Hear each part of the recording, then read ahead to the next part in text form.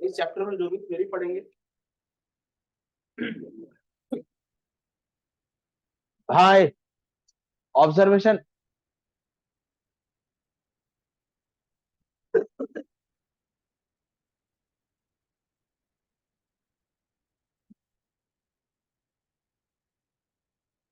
Observation based theory जैसी। पहले कुछ ऑब्जर्व किया था, उसके बाद थ्योरी दिखते गए। एक आइलैंड में, मैग्नीशिया आइलैंड में पत्थर था, लोडस्टोन, और ये ऑब्जर्व करते थे जो ट्रैवलर्स होते थे, वो लोडस्टोन के पास से कोई भी आयरन का सब्सटेंस लेके जाते थे, एंड वो एक फोर्स एक्सपीरियंस करते थे। तो फोर्स क्या होता है?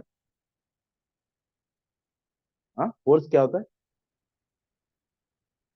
नहीं, और भी मतलब किसी को तुम फोर्स डिफाइन करो, किसी बहुत लिटिल को फोर्स डिफाइन करो, क्या बोलोगे? Interaction of one substance with another substance और विथ इन्वायरमेंट। मैं अगर तुमसे इंटरेक्ट कर रहा हूँ, मतलब फोर्स एक्ट कर रहा है।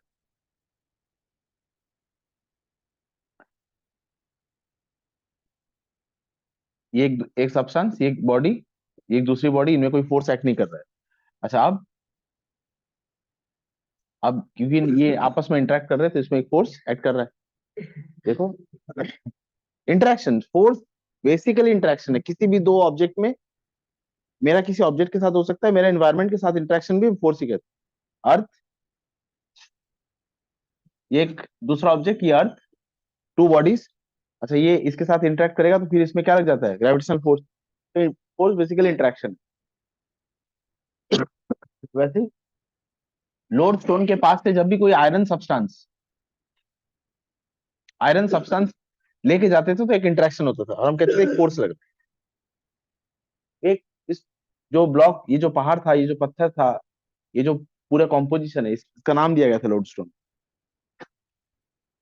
अभी ये इंटरेक्शन क्यों होता है, क्या पर्पस है, क्या साइंस है, वो हम धीरे धीरे ऑब्जर्व करते गए और कुछ पॉइंट्स लिखते गए, और वो मैग्नेटिज्म की थ्योरी हो गई। ऑब्जर्वेशन कहते थे सब्सटेंस को दो तीन कैटेगरी में डिवाइड कर लिया है।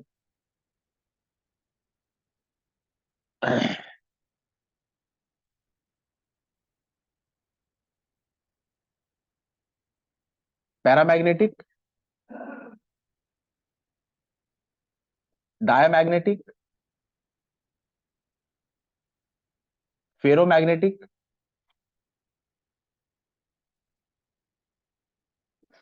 कोई सब्सटेंस, ये पेन, आयरन का पीस, क्रोमियम का पीस, निकल का पीस, ये जो भी मेटल्स हम सोच सकते हैं, ये सारे मेटल्स ले लीजिए, और एक एग्जिस्टिंग मैग्नेट होना चाहिए। मैग्नेट क्या, अभी इसकी बात नहीं की है, मान लो एक एग्जिस्टिंग मैग्नेट है, और जितने भी मेटल के पीस हो सकते हैं वो सबको मैग्नेट के साथ इंटरेक्ट करवाते हैं, एंड देखते हैं कि कैसा इंटरेक्शन है। ऐसा हो सकता है कि देर आर सब्सटेंसेस, सुनिए that, there are substances like oxygen ले लो, ऑक्सीजन पैरामैग्नेटिक सब्सटेंस है। Alkali earth metal, alkaline earth metal जितने भी है, वो सारे पैरामैग्नेटिक सब्सटेंस है। एल्यूमिनियम, क्रोमियम, ये सारे पैरामैग्नेटिक सब्सटेंस है। तो जब मैं पैरामैग्नेटिक कहता हूँ, इसका क्या मतलब है? They are weakly attracted by magnetic field. अच्छा, दो नए टर्म इंट्रोड्यूस किए मैंने, मैग्नेट क्या है वो भी नहीं पता, और मैग्नेटिक फील्ड्स क्या होते हैं वो भी नहीं पता। अगर ये मैग्नेट है तो इसकी एक प्रॉपर्टी होगी। अच्छा, जो चीज एग्जिस्ट करती थी मेरे सोचने समझने से पहले भी एग्जिस्ट करती थी, हम कहते हैं प्रॉपर्टी है। मैग्नेट और मैग्नेटिज्म, ये प्रॉपर्टी है किसी सब्सटेंस की। मतलब मैं ऐसे नहीं कहता हूँ कि ए तू मैग्नेट हो जा, मतलब मेरे वरदान देने से होता है क्या? This substance is blessed with the property of this magnetism. अब ये सब्सटेंस अगर मैग्नेट होगा तो इसके कुछ फील्ड लाइंस होंगे। मतलब आप देखो, इस रूम में मैं 1 किलो 2 किलो फूल रख देता हूँ जिसमें बहुत अच्छी महक है, वो आपको दिखेगा नहीं, लेकिन आप सेंस कर सकते हो ना कहीं फूल। मैग्नेट अगर रखा होगा, आपको दिखेगा नहीं, लेकिन आप सेंस कर सकते हैं कि कुछ रीजन है जहां उसके फोर्स एक्सपीरियंस किए जा सकते हैं। इस मैग्नेट के आजू बाजू कुछ कुछ ऐसा एरिया होगा where we can experience the force और प्रेजेंस ऑफ मैग्नेट। दूर जाने पे नहीं होगा, यहाँ पर कुछ एक्सपीरियंस नहीं करेंगे, यहाँ भी कुछ एक्सपीरियंस नहीं करेंगे। लेकिन ये जो बाउंड्री मैंने सेट की, ये जो इमेजिनरी लाइंस, ऐसी कोई लाइंस होती नहीं, ये जो इमेजिनरी लाइंस है, अगर यहाँ मैं दूसरा मैग्नेट रखूंगा तो मैं यहाँ एक फोर्स एक्सपीरियंस करूंगा। दो मैग्नेट आपस में इंटरेक्ट करेंगे ना, ये एक मैग्नेट है, इसके कुछ रीजन में हम फोर्स एक्सपीरियंस कर सकते हैं। और फिर यहाँ अगर मैं एक दूसरा मैग्नेट रखता हूँ, तो इस मैग्नेट की भी अपनी कुछ लाइंस होंगी। ये तो मैग्नेट की प्रॉपर्टी है कि वो कुछ लाइंस रखता है। अब ये मैग्नेट इस मैग्नेट के साथ, अच्छा क्या कहा था, फोर्स क्या होता है, इंटरेक्शन बिटवीन टू सब्सटेंस और सब्सटेंस विद एनवायरमेंट। तो अब ये इसके साथ इंटरेक्ट करेगा और एक फोर्स जनरेट हो जाएगा। अब दो तरह की बात हो सकती है या तीन तरह की। अगर कोई सब्सटेंस किसी मैग्नेटिक फील्ड में वीकली अट्रैक्ट होता है, अगर कोई सब्सटेंस किसी मैग्नेट के प्रेजेंस में वीकली अट्रैक्टेड हो जाता है, तो हम कहते हैं वो पैरामैग्नेटिक है। Oxygen is a paramagnetic substance, alkali earth metal, alkaline earth metal, aluminium, chromium, they are paramagnetic substance. अगर कोई सब्सटेंस वीकली रिपेल्ड होता है, अगर कोई सब्सटेंस किसी मैग्नेट के प्रेजेंस में ले जाने पर वीकली रिपेल्ड होता है, अट्रैक्टेड नहीं, मैं वीकली वर्ड यूज कर रहा हूं और अट्रैक्टेड रिपेल्ड यूज कर रहा हूं, अगर वो वीकली रिपेल्ड होता है तो हम कहते हैं वो डायमैग्नेटिक। गोल्ड, सिल्वर, प्लेटिनम, ये सारे डायमैग्नेटिक सब्सटेंस है।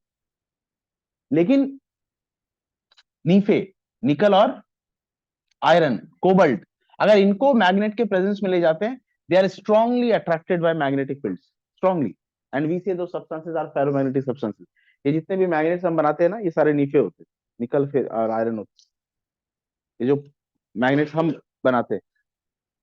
और नेचुरल मैग्नेट्स तो है ही, लोडस्टोन जैसे नेचुरल मैग्नेट है। अच्छा, ये मैग्नेटिज्म होता क्यों है?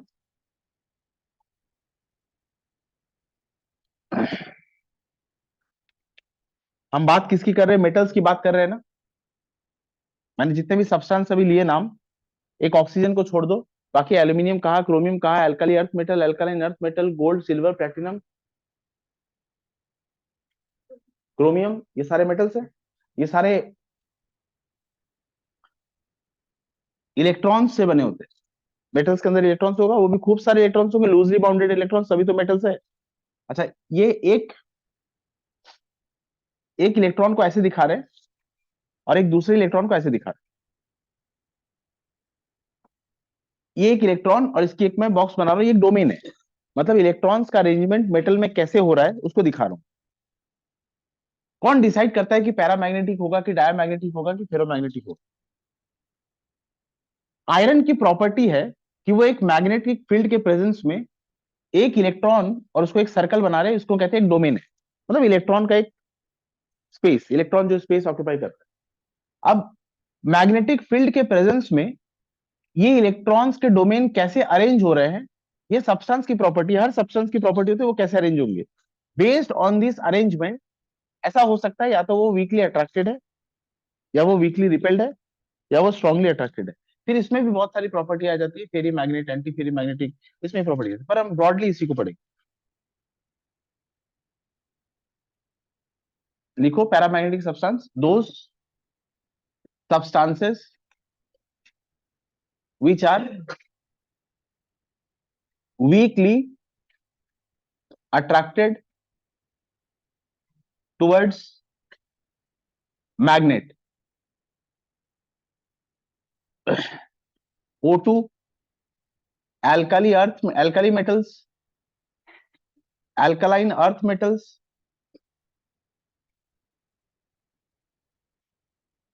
aluminium, chromium, ये सारे पैरामैग्नेटिक सब्सटेंस। डायमैग्नेटिक, दो substances which are weakly repelled by magnets. Gold, silver, platinum, antimony, bismuth, और भी लिख सकते हैं, तीन याद रखो, कॉमन है ये सब। फेरोमैग्नेटिक, दो substances which are strongly attracted towards magnet. नीफे, chromium. These properties are determined for any given substance based on the arrangement of electronic domains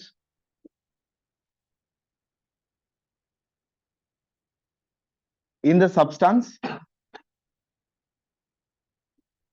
in presence of a magnetic substance, comma, which otherwise is random in nature.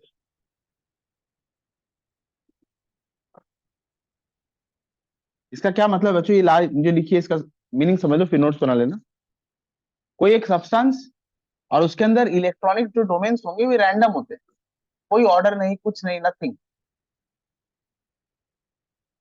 अब एक magnet के presence में जाने पर substance to substance very करता है, ये electronic domains का अरेंजमेंट कैसा होगा। मैंने अगर 8 डोमेन बनाए हैं तो ऐसा हो सकता है कि 6 अपवर्ड है, 6 अपवर्ड है और 2 डाउनवर्ड है, ये एक अरेंजमेंट हो सकता है। ये हो सकता है कि 8 इलेक्ट्रॉन्स के डोमेन सेम अलाइन में खुद को अरेंज कर लेते, या ऐसा हो सकता है 4 अपवर्ड हो गए और 4 डाउनवर्ड हो गए। अब ये अरेंजमेंट पे डिपेंड करता है प्रॉपर्टी कैसी होगी। ये हमारी थ्योरीज है। किसी सब्सटेंस की किसी प्रॉपर्टी को डिफाइन करने के लिए कुछ वर्ड यूज करने पड़ते हैं, कुछ टर्मिनोलॉजी, कुछ अंडरस्टैंडिंग, ये हमारी अंडरस्टैंडिंग। वैसे तो माइक्रोस्कोपिक लेवल में तुम बोलोगे इलेक्ट्रॉन्स आपको कैसे पता ऐसे अरेंज होते हैं, तो कुछ ऑब्जर्वेशन के ऊपर बेस्ड ये थ्योरी। इतना लिख लो, ये समझ आया, ये लाइन पढ़ लो। ये दिस प्रॉपर्टीज आर डिटरमाइंड, हाँ बोलो।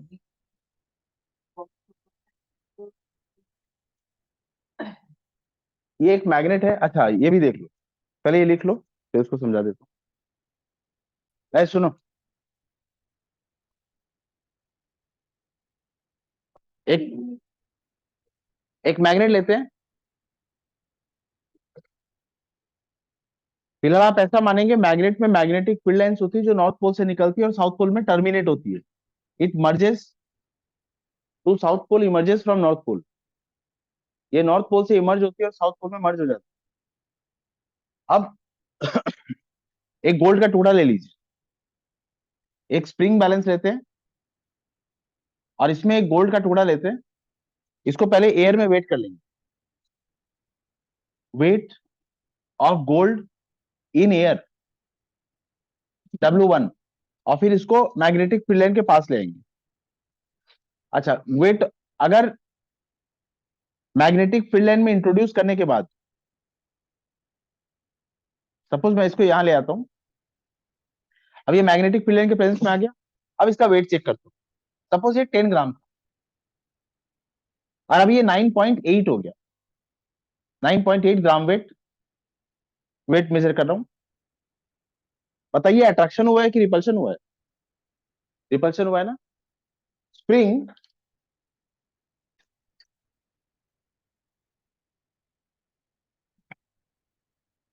मोमो आई है क्या? हाँ, ये 10 ग्राम वेट है सपोज, और ये अभी एयर में ऐसा है, और मैग्नेटिक फील्ड में ले जाने के बाद अगर मैग्नेटिक फील्ड इसको रिपेल कर रहा है तो ये थोड़ा कम हो जाएगा ना। हाँ। अच्छा अब मानो ये 9.8 की जगह 10.2 हो गया, मतलब ये अट्रैक्टेड हुआ है। ये पहले 10 ग्राम वेट दिखा रहा था, अब ये 10.2 दिखा रहा था, अट्रैक्टेड हुआ है। अब मानो यही मैं लिख रहा हूँ ये 11.1 हो गया, तो भी अट्रैक्टेड हुआ है, लेकिन वीकली नहीं, स्ट्रांगली अट्रैक्टेड हुआ है। इस तरह से हमने सब्सटेंस के नेचर को पता किया था। अब समझ आया, वीकली अट्रैक्टेड और।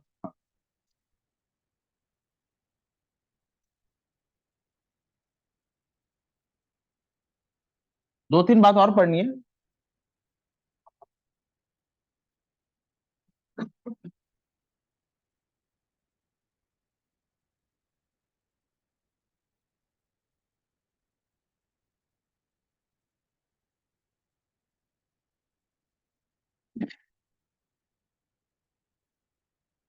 एक पीस ऑफ सब्सटेंस अगर मैग्नेट है तो उसके हमेशा दो पोल्स होंगे। अब मैग्नेट,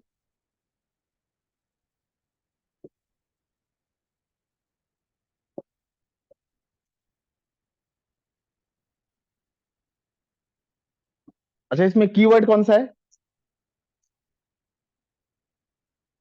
ऑलवेज। मैग्नेट हमेशा डाइपोल में एग्जिस्ट करेगा। अगर इस पीस ऑफ सब्सटेंस को हम तोड़ भी देते हैं, ये नॉर्थ, अब की बार ये छोटा वाला साउथ पोल हो जाएगा, ये नॉर्थ हो जाएगा और ये साउथ। फिर इसको तोड़ दीजिए, ये नॉर्थ साउथ, नॉर्थ साउथ, इसको भी तोड़ देंगे, नॉर्थ साउथ, मतलब हमेशा डाइपोल में एग्जिस्ट करता है। फर्स्ट। सेकंड, इस मैग्नेट के आसपास एक रीजन होता है, बहुत दूर तक तो नहीं, लेकिन अच्छा स्ट्रॉन्ग मैग्नेट होगा तो दूर तक भी जा सकता है, लेकिन वीक मैग्नेट है, इस मैग्नेट के आसपास एक रीजन होगा जहां हम फोर्स ऑफ अट्रैक्शन या रिपल्शन फील कर सकते हैं। The region around the magnet where the force of attraction और रिपल्शन कैन बी एक्सपीरियंस। हाँ, मैग्नेटिक फील्ड लाइंस बनाते हैं। अब वो lines, there is a region around the magnet where force of attraction और repulsion can be experienced.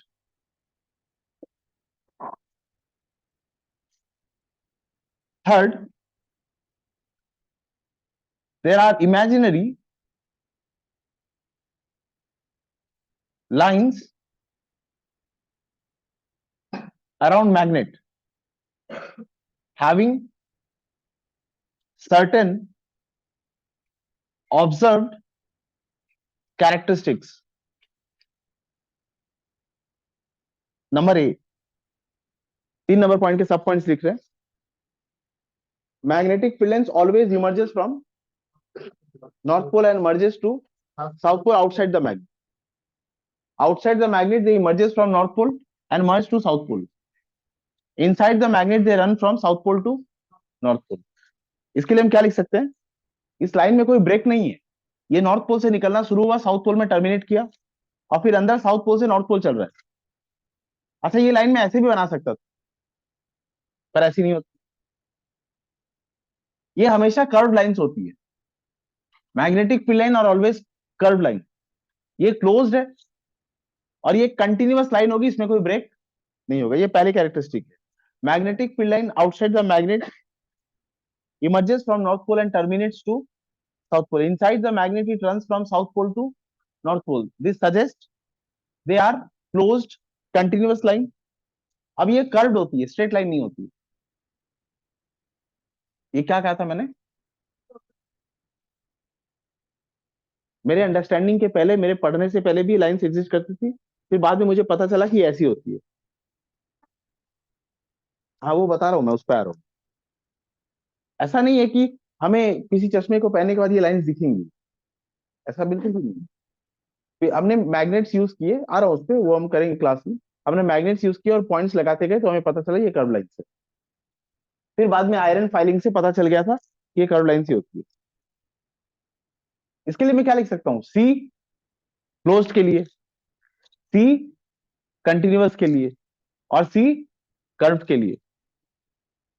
The magnetic field line are closed continuous curved lines, they are closed continuous curved lines. B number, outside, जगह कम पड़ गई, लिख लो पहले इसको। Outside the magnet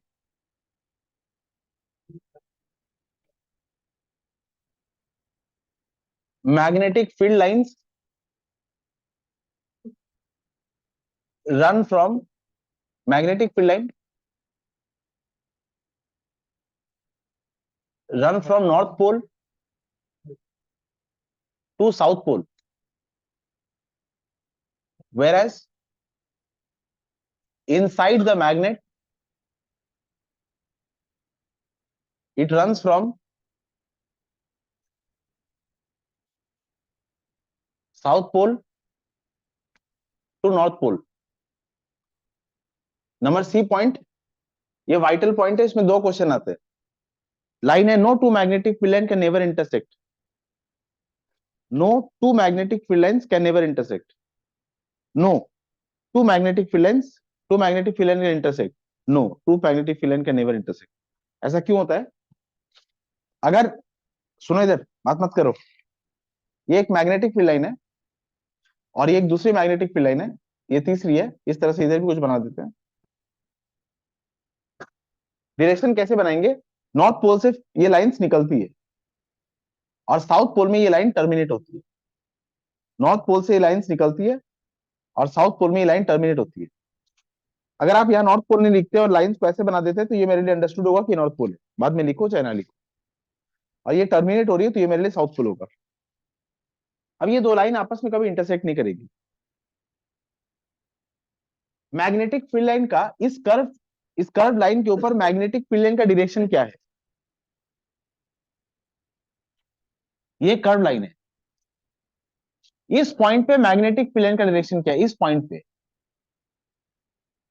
नहीं, इस पॉइंट पे मैग्नेटिक फील्ड लाइन का डायरेक्शन बनाने के लिए आपको ये पता है कि ये कर्व जा कैसे रहा है, नॉर्थ पोल टू साउथ पोल।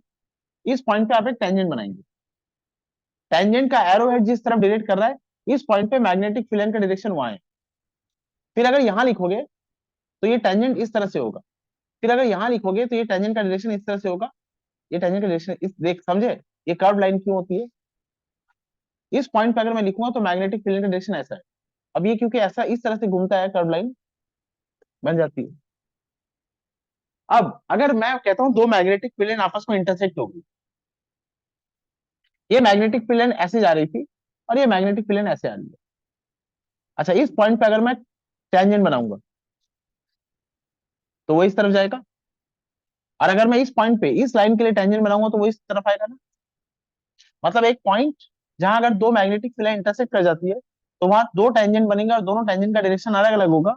एक पॉइंट पे दो मैग्नेटिक फील्ड के डायरेक्शन नहीं पाए गए, तो हमने स्टेटमेंट लिखा, no two magnetic field never intersect with each other. And how do you get the magnetic field direction at any given point on the curve? By drawing the tangent. The direction in which the tangent act is the direction of the magnetic field at that point on the curve। Magnetic field के curve में ये बहुत ही,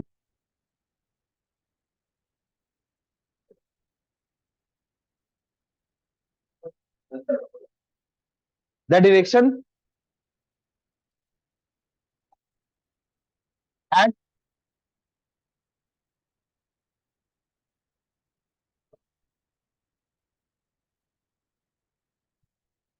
the direction of magnetic field at any given point, at any given point on the curve is obtained by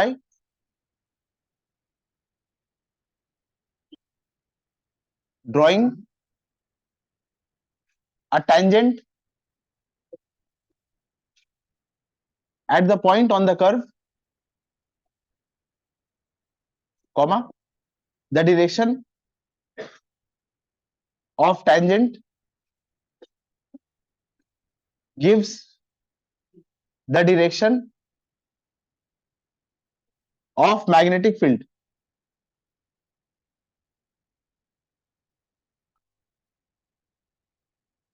लिखो इसको।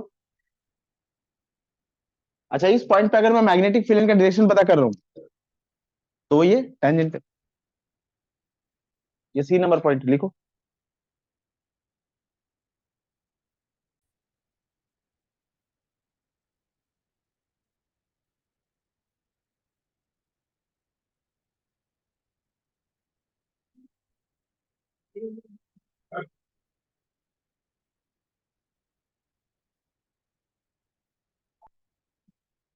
No two magnetic field lines can never intersect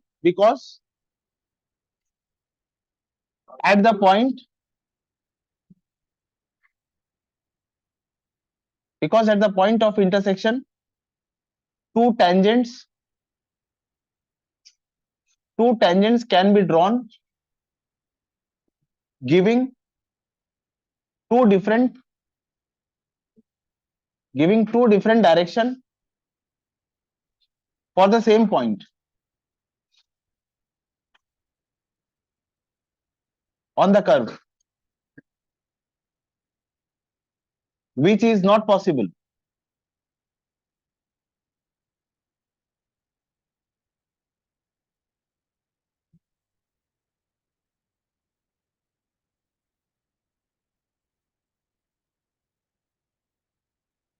ये D number point.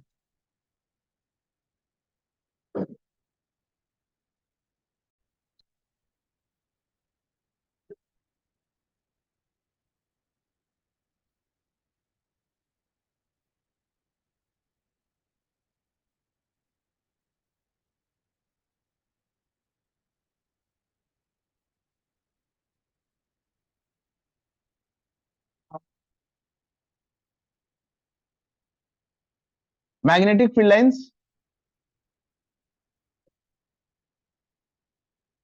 Are dense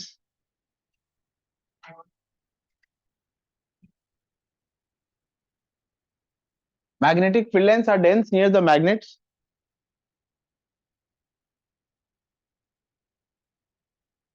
इसका क्या मतलब है? देखो इधर, ये मैग्नेट है। अच्छा, मैं for the sake of understanding curve lines नहीं बना रहा हूं। एक मैग्नेट के आसपास अगर मैं लाइंस बनाता हूं और ये लाइंस बहुत क्लोजली स्पेस्ड है तो बोलूंगा डेंस है। और ये अगर डिस्टेंस में बना देता हूं तो ये डेंस नहीं है। मैग्नेट के पास ये लाइन काफी डेंस पाई गई है, और फिर दूर जितना जाते हैं मैग्नेट का स्ट्रेंथ जितना वीक होता जाता है, ये इनके अंदर स्पेस, इनके स्पेस गैप बढ़ते बढ़ते किसी एक पॉइंट पे जाके एक लास्ट लाइन बनाते फिर छोड़ देते। मतलब यहां हमें कोई फोर्स एक्सपीरियंस नहीं होगा, इस रीजन तक फोर्स एक्सपीरियंस होगा। जहां मैग्नेटिक फील्ड लाइन डेंस है वहां फोर्स सबसे ज्यादा एक्सपीरियंस होगा, और यहाँ फोर्स वीकली एक्सपीरियंस होगा, यानी मतलब एक ग्रेडियंट है। मैग्नेट के अराउंड फोर्स इक्वली एक्सपीरियंस करेंगे ऐसा भी नहीं। इस रीजन में मानो ज्यादा एक्सपीरियंस करेंगे, यहाँ कम, कम करते करते फिर यहाँ पे खत्म। ये लाइन लिखिए, magnetic field line are dense near the magnets. ये 5 पॉइंट है, अब आगे लिखते हैं, इसको लास्ट नोट कर लो। और एक पॉइंट लिख सकते थे, like pole repel each other, opposite pole attract each other, वो बात अंडरस्टूड है बचपन से, और प्रॉपर्टीज में लिख दोगे वैसे। Induction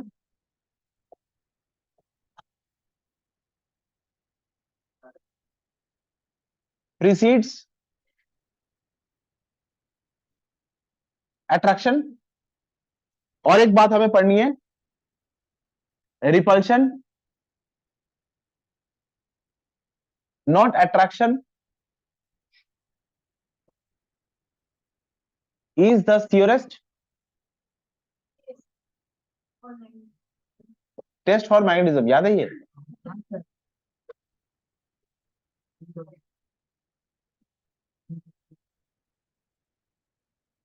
repulsion not attraction is the surest, ये बहुत इंटरेस्टिंग रहा। नॉर्थ पोल साउथ पोल, ये एक मैग्नेट है, इसके कुछ फील्ड लाइंस है, फील्ड लाइंस नहीं, इसके कुछ, इसके कॉम्पोजिशन में वो जो इलेक्ट्रॉन्स के डोमेन्स की बात की थी, वो इलेक्ट्रॉन का डोमेन इस तरह से अरेंज रहता है कि इसके अंदर एक प्रॉपर्टी आ जाती है, उस प्रॉपर्टी को हम कहते हैं मैग्नेटिक फील्ड।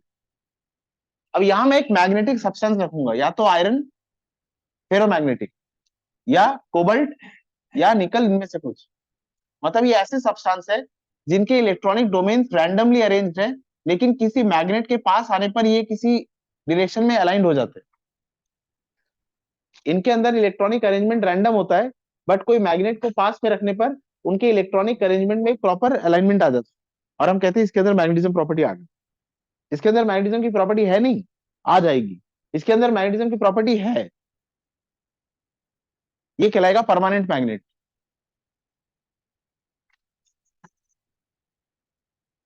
इसके अंदर मैग्नेटिज्म की प्रॉपर्टी है, इसके अंदर मैग्नेटिज्म की प्रॉपर्टी है नहीं, आ जाएगी, इसको कहेंगे इंड्यूस्ड मैग्नेट। बता रहा हूं, इसके अंदर मैग्नेटिज्म की प्रॉपर्टी है, एग्जिस्टिंग परमानेंट मैग्नेट, और जो मैग्नेट बनने जा रहा है वो इंड्यूस्ड मैग्नेट। ये परमानेंट मैग्नेट है क्योंकि ये परमानेंट है, और ये इंड्यूस्ड मैग्नेट है क्योंकि ये टेम्पोररी होगा। संगत का असर होगा इस, ये रहेगा तब तक ये मैग्नेट की तरफ बिहेव करेगा, फिर जैसा है वैसे बन जाएगा। अब हमने क्या देखा, इसके अंदर नॉर्थ पोल साउथ पोल कुछ नहीं है। जब नॉर्थ पोल को पास ले गए तो यहाँ साउथ पोल जनरेट हो गया, और यहाँ नॉर्थ पोल जनरेट हो गया। अच्छा, अगर मैं यहाँ साउथ पोल लेके आता तो यहाँ नॉर्थ पोल जनरेट हो जाता, और यहाँ साउथ पोल। तो हम ऐसा कहते हैं, if a piece of permanent magnet is brought near a magnetic substance, if a piece of permanent magnet is brought near a magnetic substance. ये भी दो तीन तरह के हो सकते हैं, पैरामैग्नेटिक, डायमैग्नेटिक, फेरोमैग्नेटिक। मैं फेरोमैग्नेटिक से ही काम कर रहा हूँ। अब the permanent magnet induces opposite pole in the nearer end and same pole in the farther end। अगर मैं यहाँ पे नॉर्थ पोल लेके आता तो ये नियरर एंड है और ये फार्दर एंड है। नियरर एंड में ऑपोजिट पोल होता, और फार्दर एंड में सेम पोल। ये और एक प्रॉपर्टी देखिए, when a magnet when a piece of magnet is brought near a magnetic substance, the piece of magnet induces opposite polarity in the nearer end of the magnetic substance and same polarity in the farther end of the magnetic substance। अब ये north पोल है, ये south pole बन जाएगा, तो इसके तरफ attracted हो जाएगा। अच्छा, ये बताइए अट्रैक्ट हुआ है, ये मैग्नेट था क्या? नहीं। अब मैं क्या करता हूँ, यहाँ साउथ पोल रखता हूँ, यहाँ नॉर्थ पोल हो जाएगा, ये फिर क्या हो जाएगा, अट्रैक्ट। अभी ये मैग्नेट था क्या? नहीं। अगर ये मैग्नेट होता तो इसकी फिक्स्ड पोलैरिटी होती, ये माने नॉर्थ पोल है, ये माने साउथ पोल है। तो इस एंड को मैं पास रखता तब तो मैं अट्रैक्शन फील करता, और इसको घुमा देता तो मैं क्या फील करता, रिपल्शन। एक मैग्नेट होने पर ही उसके फिक्स्ड पोलैरिटीज होंगे, और एक फिक्स पोलैरिटी अगर होगी तो ये बात भी फिक्स है कि कोई एक एंड नॉर्थ होगा, कोई एक साउथ होगा। तो एक एंड में तो मुझे अट्रैक्शन मिलेगा, लेकिन दूसरे में क्या मिल जाएगा, रिपल्शन। लेकिन अगर ये मैग्नेटिक सब्सटेंस है, ये मानो मैग्नेट नहीं, मैग्नेटिक सब्सटेंस है, इसको जैसे ही मैं मैग्नेट के पास ले जाऊंगा, सारे केस में क्या होगा, अट्रैक्शन। ये साउथ पोल है तो इसमें नॉर्थ बना देगा, और ये नॉर्थ पोल है तो फिर इसमें साउथ बना देगा। दोनों केस में क्या होगा, मतलब जब इसमें कोई पोलैरिटी नहीं है तो इसको एक फ्लेक्सिबिलिटी मिल गई, ये कोई भी पोलैरिटी डेवलप कर लेगा, और ये ऐसी पोलैरिटी डेवलप करेगा कि हमेशा क्या होगा, अट्रैक्शन। तो अट्रैक्शन होने पर अगर आप सोचेंगे कि ये मैग्नेट है तो आप धोखा खा जाएंगे, लेकिन अगर रिपल्शन हो रहा है तो ये बात कंफर्म है कि ये मैग्नेट ही है। अच्छा, यहां क्या लिखा है देखो, इंडक्शन प्रीसीड्स, ये मैग्नेटिक सब्सटेंस इसमें अट्रैक्ट होगा, उसके पहले इसमें पोलैरिटी थी नहीं, बनेगी, मतलब क्या हो जाएगी, इंड्यूस्ड। तो इसलिए कहते हैं इंडक्शन होता है पहले, बाद में क्या होता है, अट्रैक्शन। और जो सेकंड पॉइंट हमने डिस्कस किया उससे हम पता लगा सकते हैं कि मत बात करना है, attraction is not the surest test for magnetism. लिख लो इसको, ओ, for magnetism, surest test for magnetism.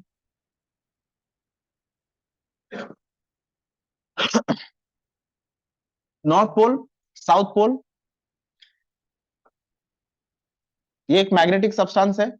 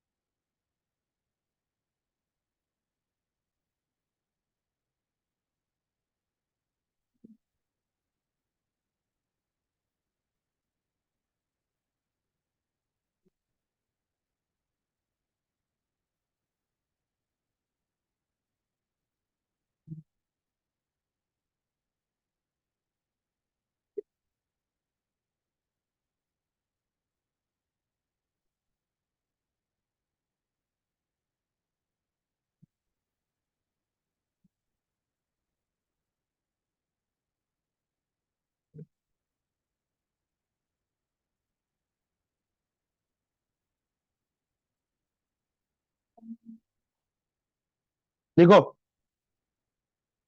देखो, व्हेन अ मैग्नेटिक, व्हेन, यहां लिख देता हूं, when a magnet is kept near a magnetic substance, it induces opposite pole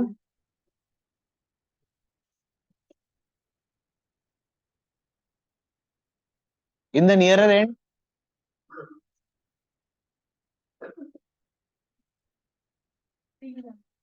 similar लिख दो, सेम लिख दो।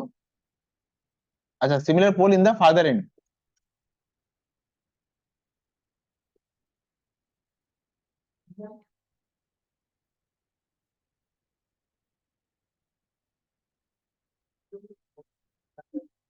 अच्छा, ये लाइन फिर यहां लिख देना, the magnetic substance and the magnetic substance behave as a magnet known as induced magnet. Induced magnet का डेफिनेशन आता है, बस ये लिख देना। When a magnet is kept near magnetic substance it induces. हाँ, और ये छोटा सा डायग्राम बना देना, हो गया। अब ये वाला पढ़ते हैं, repulsion not attraction is the surest. अच्छा, ये भी हो गया ना, ये समझ तो आई गया।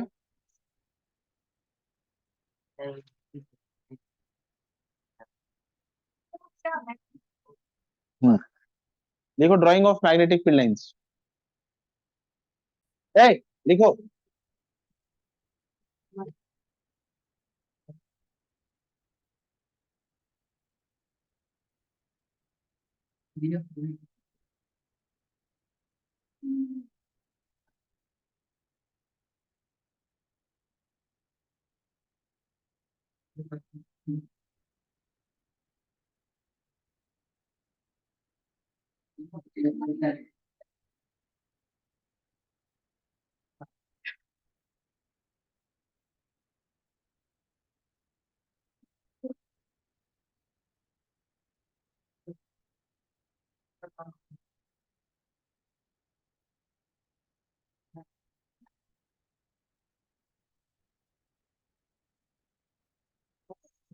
ए कत, ए प्लीज बात करते।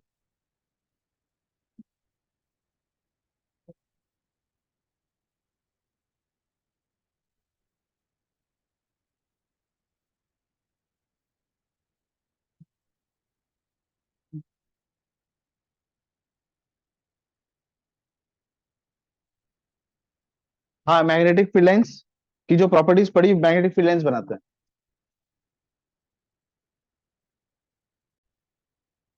Magnetic field line emerges from north pole, merges to south पोल।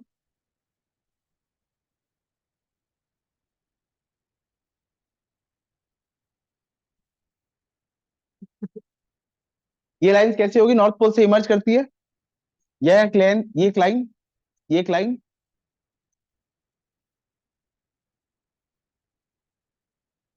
और फिर no two magnetic field line never intersect, मत कराना, ये ऐसा रहेगा। अच्छा, ये कैसे होगी north pole to south pole.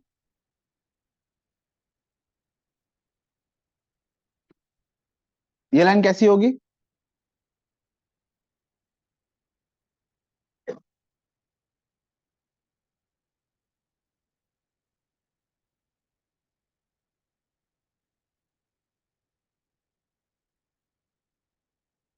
ये समझे, नॉर्थ पोल से निकल रही है और साउथ पोल में।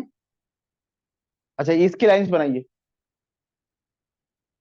हाँ, अगर ये साउथ पोल होगा, ये भी बनाइए, 4 5 6।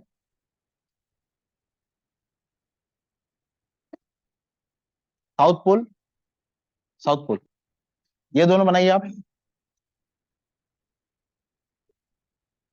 बनाओ, गलती होगी काटना, फिर बनाएंगे, पहले बनाओ।